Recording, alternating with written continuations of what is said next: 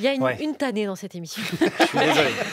Il faut passer par un certain Guillaume Meurice qui Pardon. pratique ce qu'on appelle le comique d'investigation. Et oui, oui, oui. Ça n'est pas d'oxymore, vous pouvez y aller. Guillaume Meurice. Mais moi, je vais vous parler de Serge Dassault aujourd'hui. Ah. Voilà, l'homme de confiance de Corbeil-Essonnes. Enfin, plus exactement, l'homme de couche confiance. Puisqu'il a quand même 91 ans, Serge. Mais il a toujours la forme, puisqu'il cumule plusieurs postes à responsabilité.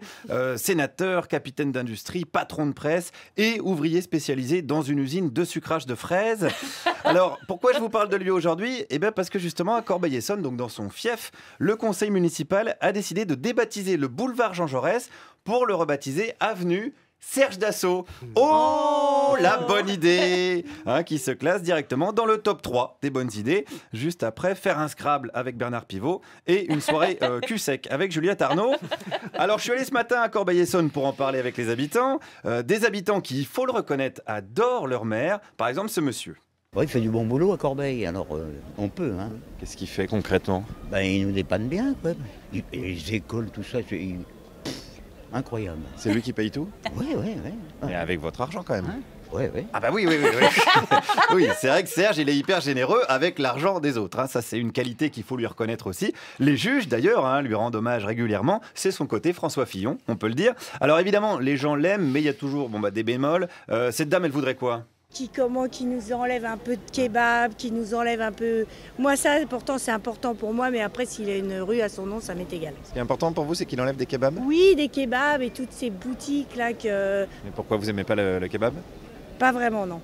Pourquoi? Moi j'aime bien le cassoulet, la choucroute de chez nous. Voilà, la guerre des civilisations version Top Chef.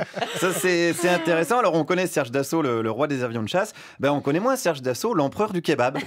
Comme on vient désormais de l'appeler, le petit prince du salade tomate oignon. Alors, Sauce samouraï. Sauce samouraï, je vois un connaisseur, un arménien.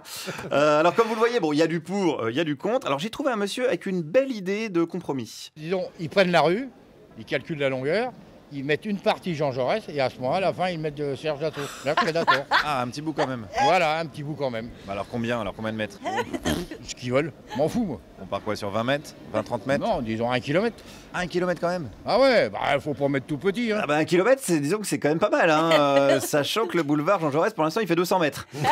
Donc, il va falloir raser quand même quelques maisons. Bon, ça, c'est pas un souci, puisque Serge, il vend du matériel de destruction. Et ça, d'ailleurs, ça m'a un petit peu interpellé. Mais alors, ça veut dire qu'il y aura un bout de rue, ça serait le nom d'un pacifiste, et un autre, le nom d'un vendeur d'armes. Non, ils vendent pas des armes, ils vendent des avions, lui. Ah, pardon. Ouais, Serge Dassault. C'est pas des armes qu'il y a sur les avions? Ah non, des armes, c'est autre chose. Ils vendent pas des Rafales? Si, mais c'est des avions, ils vendent pas les armes. C'est des avions de guerre, non, quand même, peut-être? Ah oui, c'est des avions de guerre. Ah, voilà. C'est ce qui ravitaille les porte-avions. Au final, c'est quand même pour lancer des bombes. Voilà. Voilà, ouais, c'est ce qui me semblait quand même. C'est comme une Kalachnikov. C'est pas ce qui tue la Kalachnikov, ce sont les balles qui sont à l'intérieur. Donc on peut dire les marchands de Kalachnikov, c'est pas des vendeurs d'armes. C'est important de faire la distinction parce que souvent on se trompe là-dessus. Alors quoi qu'il vende, il gagne bien sa vie, Serge, ça on le sait. Et ce monsieur en était bien conscient. Ce qui gagne sur un Rafale ou un Mirage, moi j'en ai assez pour vivre 500 ans. Hein.